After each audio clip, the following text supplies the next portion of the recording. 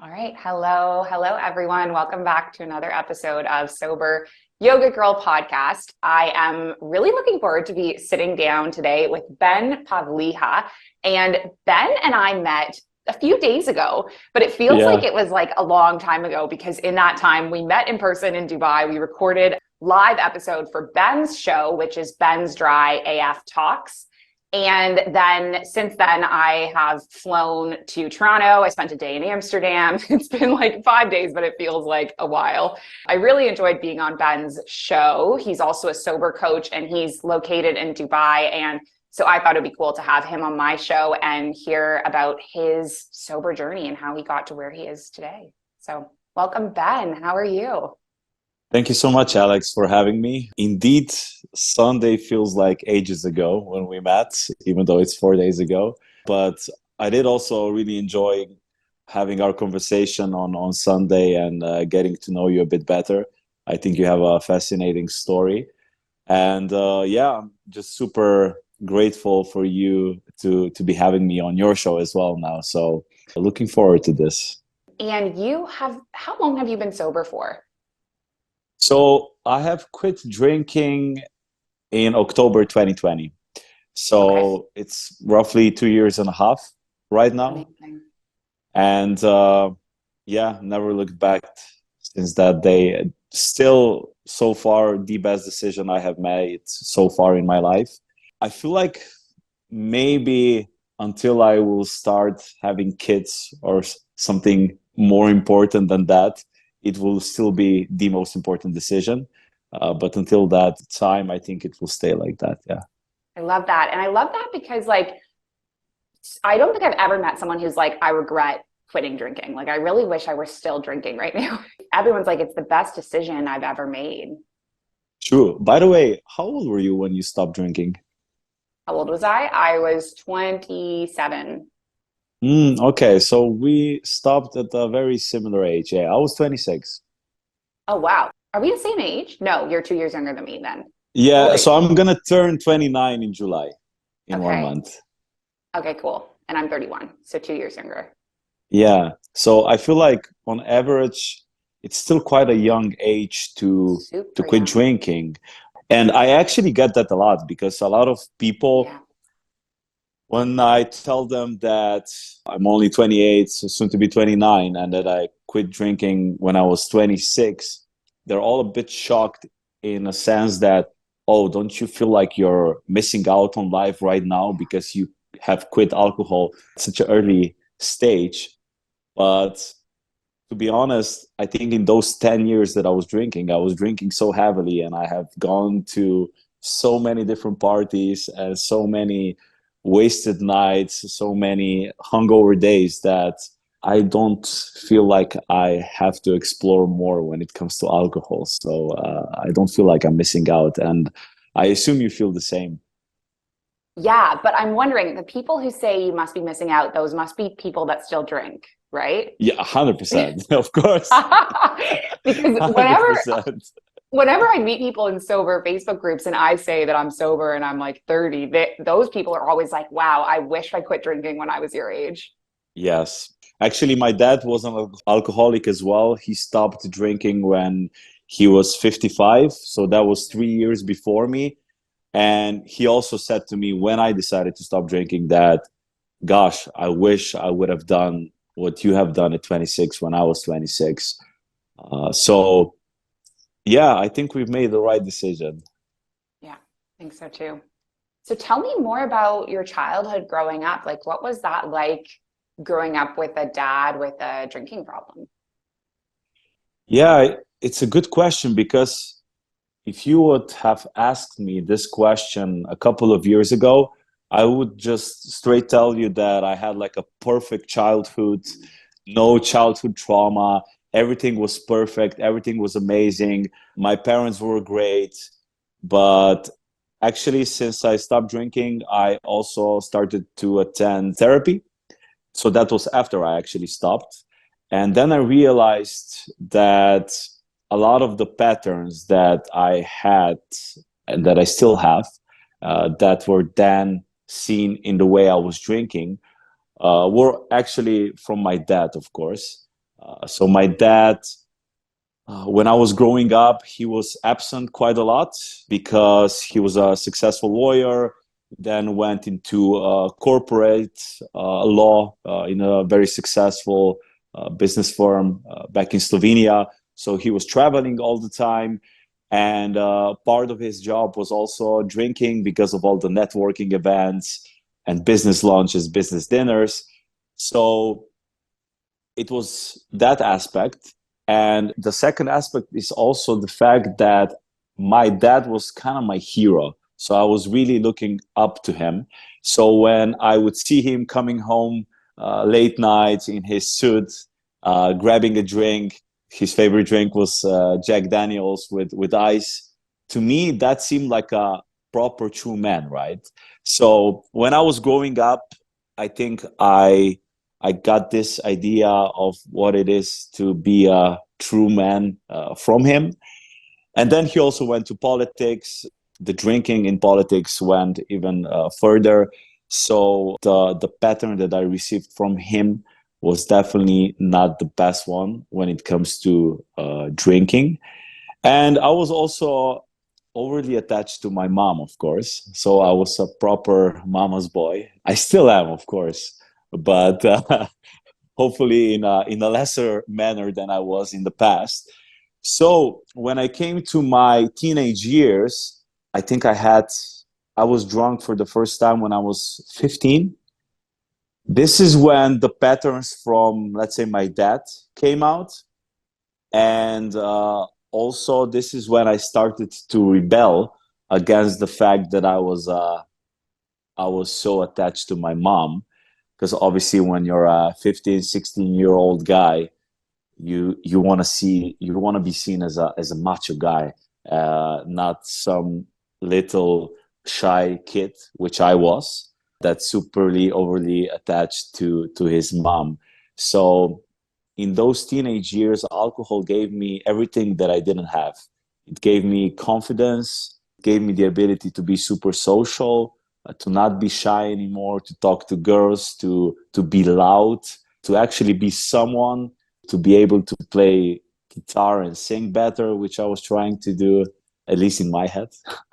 And so that was basically the start of my journey. Yeah. And how did your drinking like increase over time? At the beginning, it was a weekend thing, and but it was almost every weekend, to be honest, from the get-go. So I started drinking with my two best friends, and they're still very, very good friends of mine right now. We formed the band together, and this is when we started to hang out. So on a weekly basis, we would have band practices, and then every weekend we would normally go out. And yeah, from the get-go, we were drinking quite heavily. So part of that was also the fact that we were producing our homemade wine at home. So I had free access to unlimited wine since early age. So in my teenage years, high school, it was normally once per week during the weekend, but we would get drunk. We would never drink for the taste. We would never drink to just have a couple of drinks and enjoy ourselves. It would almost normally go to a certain blackout. Maybe there was a blackout for like 2 hours, or it was a blackout that we would be drinking, and then the next day you would just wake up in your bed. So that was the start of it. Then in university, I moved out of my parents' place for the first time when I was 19. So you can imagine that the first couple of years were just terrible because of the fact that I didn't have any rules. So the weekend drinking started expanding to, I would say, at least 3 to 5 times per week. And at that period, we were also experimenting with some other substances and other drugs, not just alcohol. And then at age 21, I've decided to make a change. So my way of running away from myself, seeking for help, was to move to another country. So I moved to UK, which in hindsight was not the best decision. Yes, I'm sure you've been to UK plenty times. They have a massive, massive drinking culture. So I moved to UK when I was 21, and actually that was the start of my, let's say, abroad experience, because after that I moved to the Netherlands, to Poland, to Italy, and of course lastly to Dubai, but that was already when I was sober.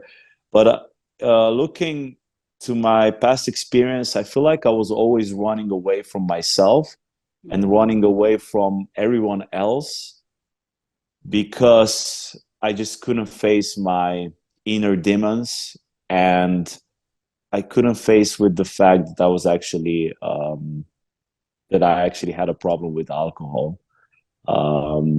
But yeah, long story short, after the student years, I got my first real proper job. I had few like student jobs before that in Slovenia, but I got my first proper corporate jobs in Amsterdam, working for Philips in marketing.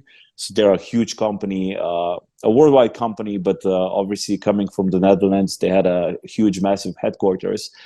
And this is when I finally thought to myself, okay, I'm not a student anymore. So it's time to get serious. I'm finally going to be earning some money. So I assume my behavior is going to change. But the complete opposite thing actually happened. So my drinking worsened even more. And I would say this is actually the period, living in Amsterdam for 1 year, where my drinking got to a very dark place, where I started lying about my drinking. Before I would meet to go out with my friends, I would drink a couple of beers before going out. When I would go home, because everyone, let's say we left the party at 3 a.m., I would come home and still drink by myself. The next day I would wake up hungover. I would start with the beer just to get over the hangover. So all of these things, like drinking by myself, drinking the next day while hungover, sometimes before work, got to a very dark place in Amsterdam.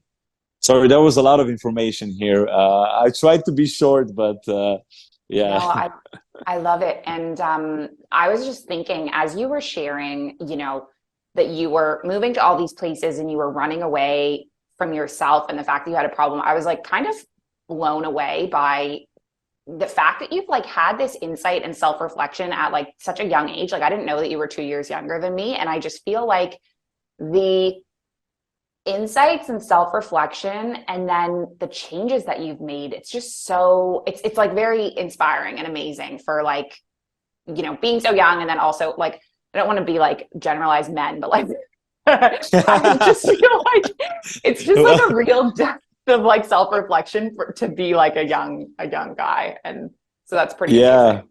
Thank you so much. I appreciate it. And actually, funny enough, I get that a lot actually. And mostly from the opposite sex actually. So I feel like I was almost forced into this in a way, because when I decided to stop drinking, there was not any other solution for me. It was either I continue like that and I lose everything that I have, and potentially drown myself into debt, or I stop drinking. So I'm actually, now thinking back, I'm super blessed that I had this experience. Yeah. So tell me about like, what was the leading up to that decision to quit drinking, to get sober?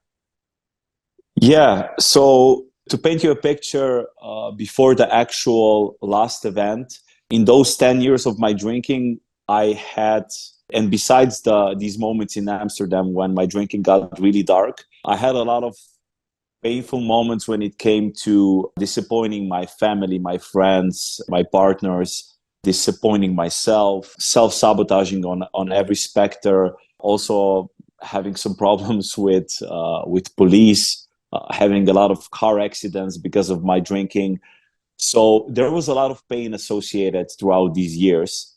And when I was in Amsterdam, it was the first time that I realized that I actually have a problem with alcohol. And it was the first time that I was also thinking about going to an AA meeting in Amsterdam, but I was too scared. So I didn't go in the end. And That time when I was living in Amsterdam, my best friend, who is 4 years older than me, he actually stopped drinking. He had a similar problem like me, but let's say slightly less severe. He stopped drinking mainly because he was preparing for Ironman, and then he just turned that into a lifestyle. So it was February 2020 when I moved to London because I just got a new job. So again, I was running away from Amsterdam because Amsterdam was the problem, not me. I go to London in February 2020. Obviously, we all know what happened in March 2020. The COVID pandemic happened. So after 2 weeks of living in London, I got fired and I moved back to Slovenia, to my hometown, after 8 years. So I moved back to with my parents. So that was quite a shocking event. I had one choice, or let's say two choices. One choice was, okay, I don't have a job. It's pointless for me to actually try to find a new job right now because it's COVID. No one's going to hire me. So I can actually drink every day right now with my friends, have fun. And then the second choice was something that I did. It was commitment to myself that I will stay sober until I find a new job. So this is what I did. It took me 88 days, so almost 3 months, to successfully find a new job with Dyson, at which I'm working right now. And during that time, I was hanging out with my best friend who was also sober. So our bond was super, super strong. So in after 3 months, I find my new job. I had 1 month and a half of free time until I actually started with my new job in Milano, in Italy. So for 1 month and a half, of course, what I did was I drank almost every day. So this is when I could see the difference between being sober almost 3 months and then drinking super, super heavily for 1 month and a half. And during this period, my relationship with my best friend completely died, let's say, because, you know, we would make plans and the next day I would be hungover and I would just tell him basically to fuck off in a polite way. And one day he just stopped talking with me and I was super, super shocked. And after 1 week, he called me and he told me that, yeah, if I continue with this behavior, he will not hang out with me anymore. And slowly but surely, we will completely drift apart. And yeah, he will not be my friend anymore. And he caught me in the perfect moment, I guess, because I was feeling so down. And I guess I needed to hear that, because maybe if in some other moment I would just tell him to fuck off. But in that moment, the thought of not having my best friend in my life anymore because of this attractively packaged poison that we're drinking, it was just mind blowing. So this is when I decided to actually make a massive change. So again, I will really try to be short and concise here, but uh, after that, I moved to Milano, started with my new job. And no, I didn't decide to quit drinking yet. I said to myself, okay, let me try to control drinking. And this is what I successfully did. So for 2 months, I could only have one drink, two drinks, and everything went well. And my best friend was actually proud of me. He said, man, good for you. If you can do that, that's great, because you're not hurting yourself. You're not hurting everyone else. It's okay. Like, you can have one or two drinks. And then after 2 months of being in Milano, living in Milano, I got completely wasted. Like, and it was in the middle of a week. And the next day I wake up and I tell to myself, okay, that's it. I will never beat this demon inside of me. No way. So that was the last time I have touched alcohol in my life. So it was October 2020 in Milano, in Italy. And yeah, I never looked back. Wow, congratulations. That's pretty interesting to me.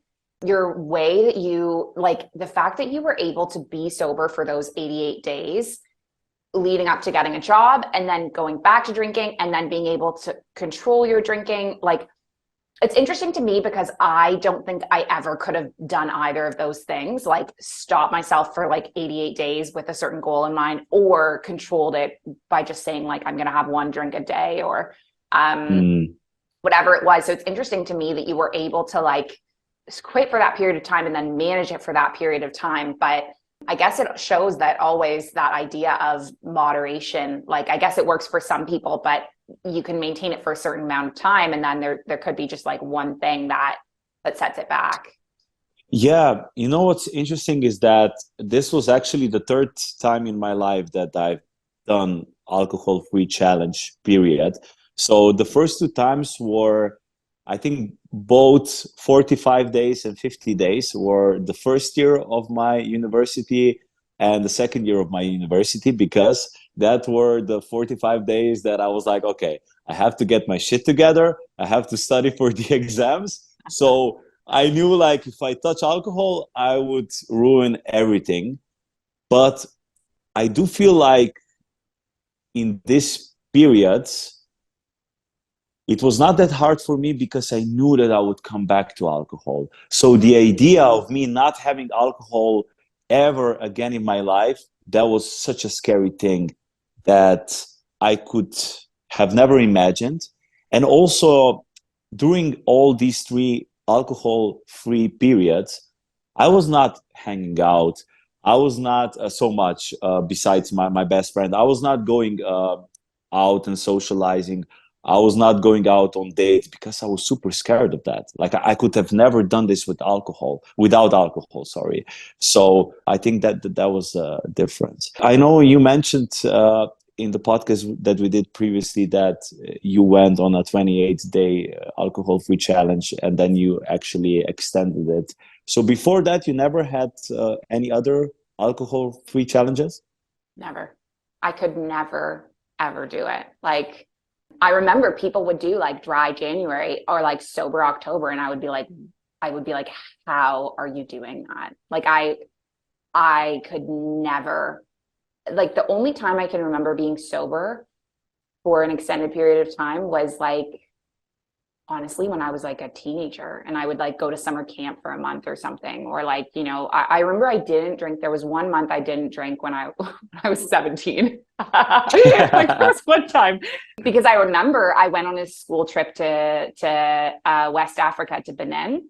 The summer Mhm. before, I had gone to Italy, and in the Italy trip, it was like not with my school, and it was like a school trip, but it was like this company, and I knew that I could party and it would be fine, like they wouldn't do anything. But my school was really strict on alcohol consumption, and if you were caught drinking, you would lose all of your like extracurricular roles, which were really important to me because I was like the editor of the newspaper, you know, I like sang in the choir, like, and so it was so Okay. important to me that I was like, I'm going to be sober this entire time. And so it was like, I think I was like in Africa for 5 weeks. I'm pretty sure people were drinking, but like secretly. And like, I could have, like, I was living with this host family and they would like offer me like shots of alcohol. And I would always just be like, no, No. because that mattered to me more than, you know, the idea of drinking. But even like people, when I talked about having a drinking problem, people that are in yoga were like, how did you be sober on a yoga teacher training? Because most yoga teacher trainings, if you're going to a traditional yoga teacher training,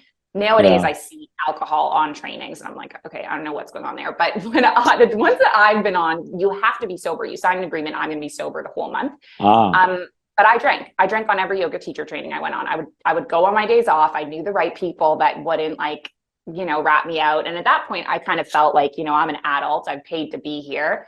I wasn't like drinking every night, but it would be like I would look forward to my days off where I would drink. And so I don't think I ever had more than a week. And I remember a couple weeks of my life when I was sober, a couple weeks, like I went to Kuwait, and my first week in Kuwait, I didn't drink, just 1 week. And Uh-huh. then like my first week in the UAE, I didn't drink either, because like literally Uh-huh. 7 days. And then I like found the bottle shop and I was like, okay.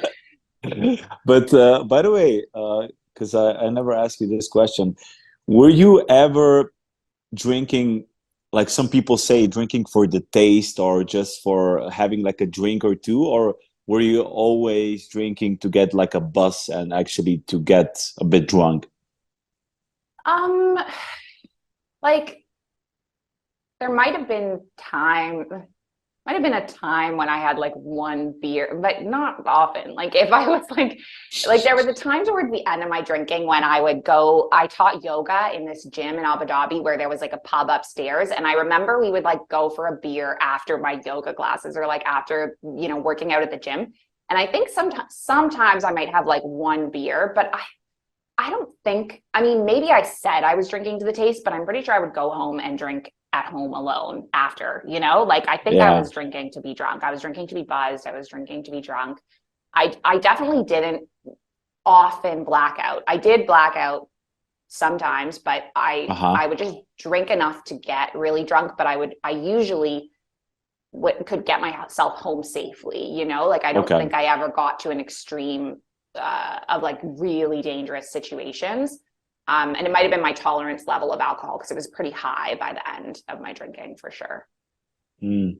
Yeah, and I also, when I'm discussing with different people about this, specifically with blackouts, Mm-hmm. maybe there is also a genetic predisposition to that as well. True. But I don't have any scientific evidence for that. Yeah, because there's definitely people that were more susceptible to it. Like I remember there was one friend in high school who was like always just like she was just always completely out of it, and Hmm. there was one girl I worked with in Kuwait who I remember we would just like she would come along and like you would just look over and she would be like asleep on like the wall. What's going on? And I'm like, that would never happen to me. Like, so it's there's definitely certain people who I don't think they were drinking any more than others. It's just their body Yeah. or brain or whatever. Yeah. I mean, we all have like an allergy to alcohol, right? It's just Yeah. the severity of the allergy is different for Yeah. everyone, I guess. Absolutely. Okay, so October 2020, you decide to quit drinking. Were you part of the 12 step? Like, what did you use as your resources for sobriety? No, I was not part of the 12 step. Yeah. So as mentioned before, the only time I was considering going to an AA meeting was when I was living in Amsterdam. But yeah, October 2020, I'm living in Milano, and what I did actually just before that, I actually read a book called "The Easy Way to Stop Drinking" by Alan Carr. Yeah. You read it? Yeah. Okay, nice, nice. And actually, he he got famous for his book, "The Easy Way to Stop Smoking." Yeah. So I was a bit doubtful about this book, to be honest, but I was like, fuck it, like it can't hurt. And to be fair, what I've read in this book made so much sense, and it just confirmed the fact that I truly want to stop drinking. But it also gave me faith that I can actually live without alcohol afterwards, because I was super fearful and insecure about living without alcohol. Because for me, actually, quitting alcohol in that moment was super easy compared to all the things that I had to go through afterwards, because of the fact that I had to kind of rebuild my whole life. Because everything before that I was doing with alcohol. So everything besides work and going to the gym and working out, like all the social aspects of my life and all the moments where I was feeling stress or I couldn't deal with my own emotions, I was managing that with alcohol. So let's say I was hanging out with friends, I was drinking. I went on a date, I was drinking. I came home from work and I was stressed, I was drinking. I was feeling lonely and sad, I was drinking. I was feeling happy, I was drinking. So I felt like a little kid when I had to when I stopped drinking alcohol, because I was like, oh wow, I'm 26 years old and I don't know how to control and manage my emotions. Like I didn't know what to do. So it was a process of opening up, I have to say. I'm super lucky in that sense that I was able to discuss this with my father, who stopped drinking 3 years before me. So when I stopped drinking as well, we really bonded over that. So he was sharing with me my his experience. I was sharing my own experience. Then I was sharing my struggles with my best friend, who was one of the main reasons that I actually stopped drinking. And then it was like a positive domino effect. My other best friend, he stopped drinking around 2 months after me because he just saw that it had such a positive effect on me, and he had similar struggles. So, it's not a coincidence that my two best friends and my dad, we were all alcoholics. Yeah. And but I'm super proud to say that we all four of us, we still do not drink, and we see that as a lifelong commitment.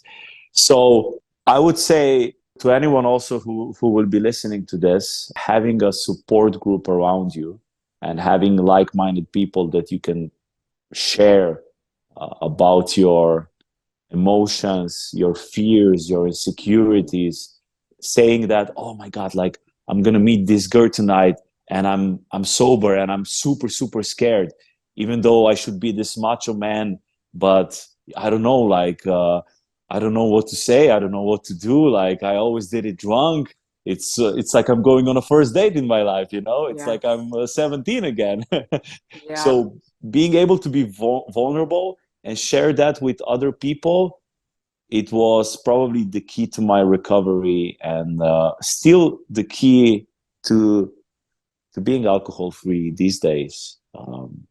So yeah, that would be a short answer. I love that you share that, because I feel like that's a huge thing that men are missing in our modern world, is just like having, we talked a little bit about this when I was on your show, actually, on like whether I would include men in what I do. Yeah, And I was saying, like, I really feel that men are missing this safe space to share what's going on with them. I mean, all people in general, but I do think women have a bit of an advantage in that emotions are more talked about amongst women, and with men, it's like you bottle it up and bottle it up inside, and it's like no wonder then you're turning to alcohol, because it's like, what else do you do with like all of this? I do agree with you that maybe women have that more, you have that more ingrained in you, right? That you're able Yeah. to share that with your other female friends, colleagues, perhaps family. So as guys, when I talk to other men, they normally don't have anyone to discuss this with, which is super, super scary. So in that sense, I do feel very blessed that I'm able to discuss this with my parents now, and with my best friends. And yeah, sometimes it's like you're watching a soap opera show, but we need to share these things. Yeah, totally.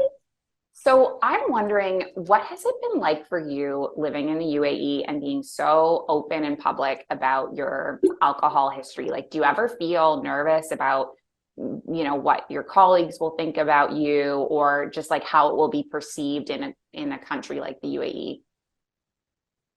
Yeah, interesting question.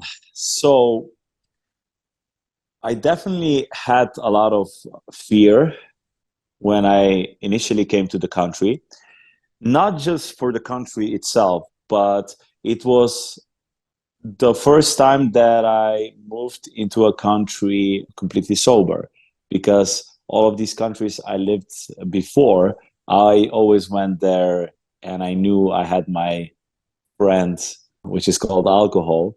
So I also knew that it's going to be easier, again, quote unquote, easier to meet people and to bond. So my first fear was actually coming to a new office and meeting my work colleagues. In that sense, they didn't know about my past. So obviously now they do know. But initially they just saw me as this super, super healthy guy, because my passion is also working out, doing CrossFit, swimming, running, eating healthy. So they just saw that side of me. So when I eventually told them that I don't drink alcohol, they were like, ah, we get it. But I never initially told them the reason why I don't drink alcohol. They just thought it was my lifestyle since an early age. But then when I started to go out and to actually start meeting new friends and dating, initially I was let's say still a bit insecure about my new identity. So I had this big need to actually share it to everyone. And maybe that was also part of my recovery, that I had to kind of explain to people a bit too much why I'm not drinking anymore. So I was like, no, I'm a normal guy. I used to drink a lot, but now I don't drink anymore. So I'm not weird. So I did feel a bit judged when it comes to that. Uh, but now I feel like I just don't care. Like I, and I think I told you this, and it happens to me now almost on a weekly basis. I go either to a restaurant, and my friends are drinking, and I'm not, and I order either like a 0.0 beer or a sparkling water or a Coke Zero, and normally the waiters are just like kind of like mocking me, which I find very amusing, to be honest. Uh, so it's let's say right now I do feel comfortable in that, but at the beginning, yeah, there was a bit of a fear associated with the fact that people will judge me, which I think they did, and I think they still do, but it's just my perception, my inner perception has changed right now. Yeah, that's awesome. Well, how was your experience in UAE when you initially came here? Um, yeah, so I quit drinking in 2019, and I remember the first night that I went out, the waiter making fun of me. I think I was telling you the first night. Well, I had two nights out 3 weeks into my sobriety, and the first one was this like it was with all my friends, and it was like 30 on Thursday was like the name of the event, and it was like try 30 kinds of wine for like 300 dirhams or something on a Thursday, like the most UAE thing ever. Yeah. And I remember looking on the website and seeing that there were no alcohol-free tickets, but I really wanted people to know that I was sober. And so even though I had seen on the website there were no alcohol-free tickets, I still said in the WhatsApp chat, are there any alcohol-free tickets? And the reason why I did that was so that everyone in the chat knew Alex is sober. And I ended up buying a ticket that included alcohol. And I was like so proud of myself for not drinking.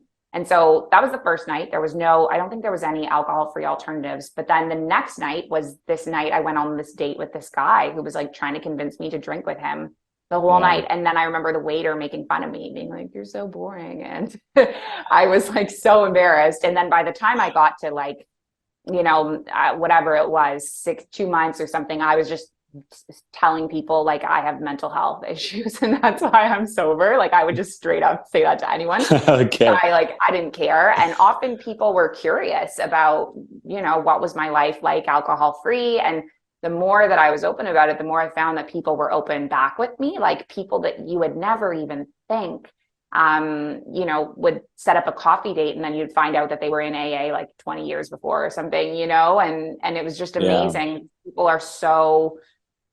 People are so afraid of what people will think, and then as a result they don't share, and it turns out that you have more in common with people than you realize.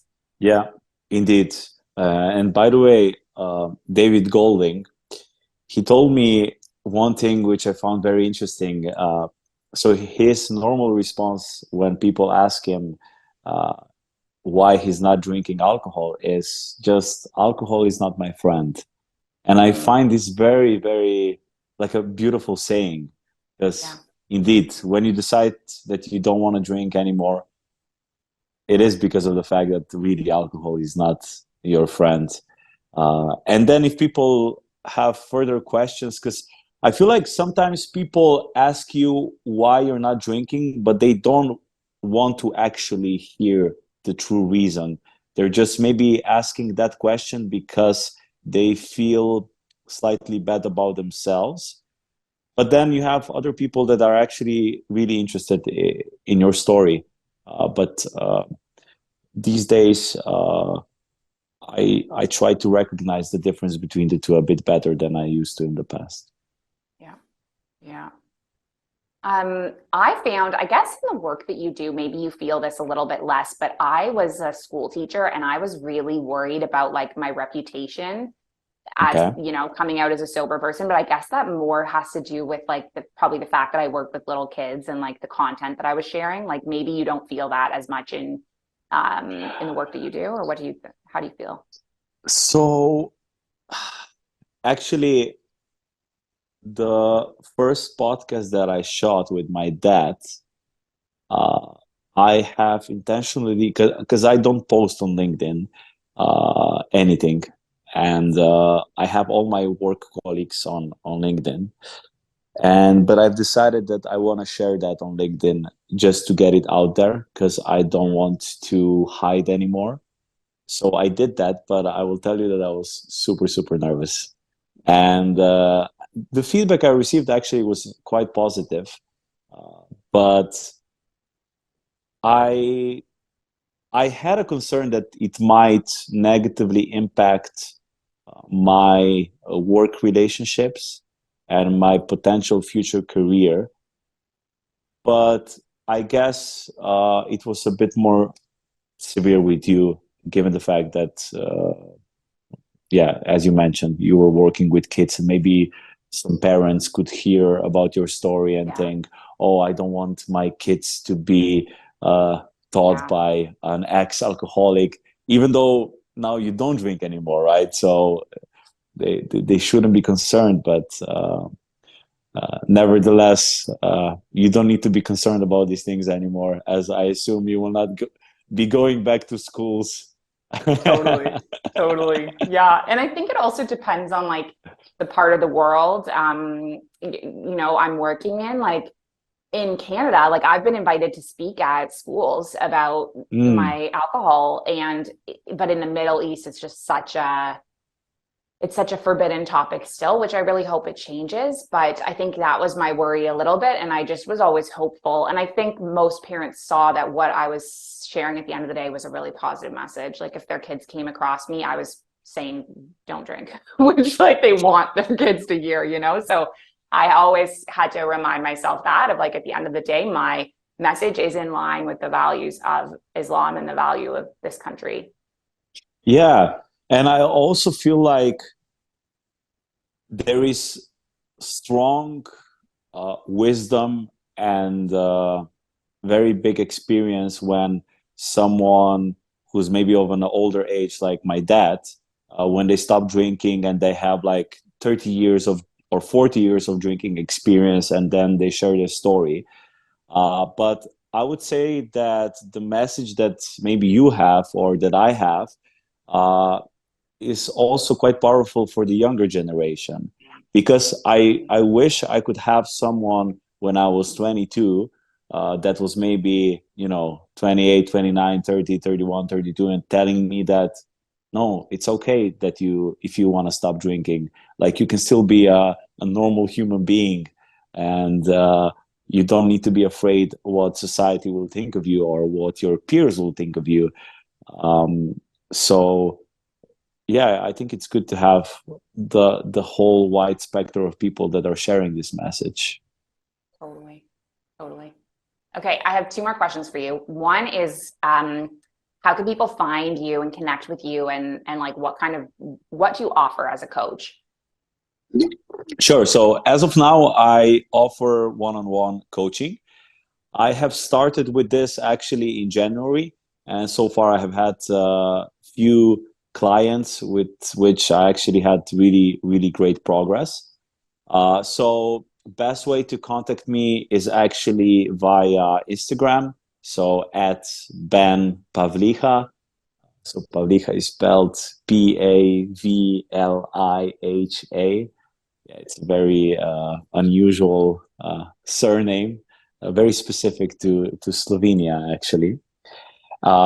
But right now, actually, one thing that I found super fascinating about your story that we discussed on Sunday is how at the beginning of pandemic, you started with the yoga coaching online.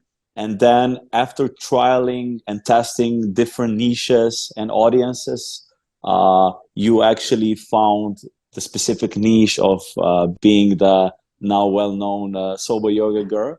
Uh, I feel like I'm in that exploratory phase as well. So right now, my main focus is one-on-one coaching and then hosting the Ben's Dry AF talks that I did with you as well. But let's see where life takes me. I'm super passionate about helping other people that have a similar problem that I used to have, and secondly, just spreading the message about alcohol and how it is to live an alcohol-free life around the world. Hence, these two things are something I'm trying to focus on right now as much as possible. And I have one last question I like to ask everyone, which is if you had any advice for someone who is curious about starting their sober journey but has not started yet, what advice would that be? So if you're female, reach out to Alex, and if you're a male, reach out to Ben. Love it. I mean, to be honest, you can definitely do that. It's a very good question because, firstly, if someone is already thinking about making a change, I would say that's a massive, massive first step. Because I was actually just talking with a mate of mine, and he has a friend, a very good friend, living back in Ireland, and he's struggling with alcohol. So my mate is asking me, how can we help his friend? But this is a very difficult situation because how are you able to help someone that is maybe not ready for change or open to receive help? Because you also don't want to be condescending towards everyone else if they're not willing to accept any advice. But in case someone is still trying to willing to reach out to help and trying to make a change, I would say the biggest thing that they can do at this moment is just surround themselves with the people that have gone through the same process that they want to go through.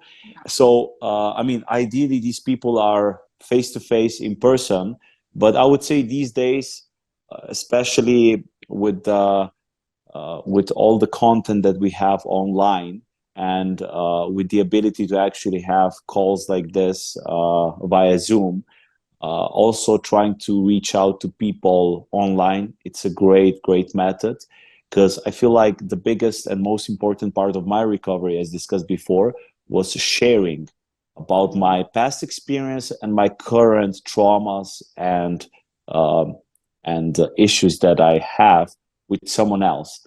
So that could be your friend, that could be your dad, that could be your mom, but that could be also either a coach or just a person that you met in a sober group on Facebook that is also struggling with the same issues. So you're both trying to figure it out with the help of each other.